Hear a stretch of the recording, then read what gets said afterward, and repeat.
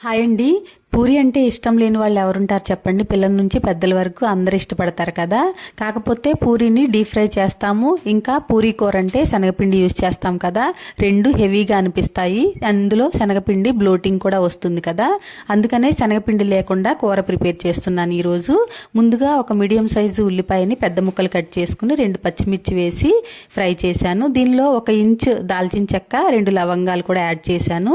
1 cup కొబ్బరి తురుము, 1 గుప్పెడు కొత్తిమీర కూడా యాడ్ చేసుకుని ఫ్రై చేసుకుని పక్కన పెట్టుకుని చల్లార్చుకోవాలి. ఆ తర్వాత ఒక కుక్కర్ తీసుకుని 2 మీడియం సైజు క్యారెట్, 2 బంగాళదుంపలు కూడా చిన్న ముక్కలు కట్ చేసుకుని దానిలో ముందు రోజు నైటే నానబెట్టిన బఠానీలు వేసుకుని కాస్త సాల్ట్ వేసుకుని వాటర్ వేసుకుని 2 విజిల్లు వచ్చే వరకు కుక్ చేసుకోవాలి. చూడండి, ఇలా మెత్తగా కుక్ అయిపోతుంది. మనం ముందుగానే ఫ్రై చేసి చల్లార్చుకున్న ఆనియన్ కొబ్బరి మిశ్రమాన్ని పేస్ట్ చేసేసుకుని దీనిలో యాడ్ చేసేసుకోవాలి.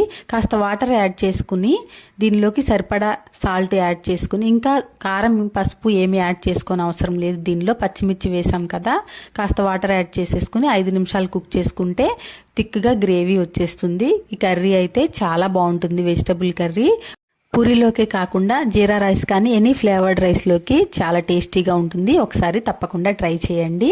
ఇప్పుడు కూర ప్రిపేర్ అయిపోయింది కదండి, పూరీ ప్రిపేర్ చేసుకుందాం. పూరి ఒత్తుకునేటప్పుడు పొడిపిండి వాడకుండా ఓన్లీ ఆయిల్తో ప్రెస్ చేసుకున్నామంటే ఆయిల్ పాడవకుండా ఉంటుంది. చూసారా ఎంత బాగా పొంగాయో, ఆయిల్ కూడా నీట్గా ఉంది కదా.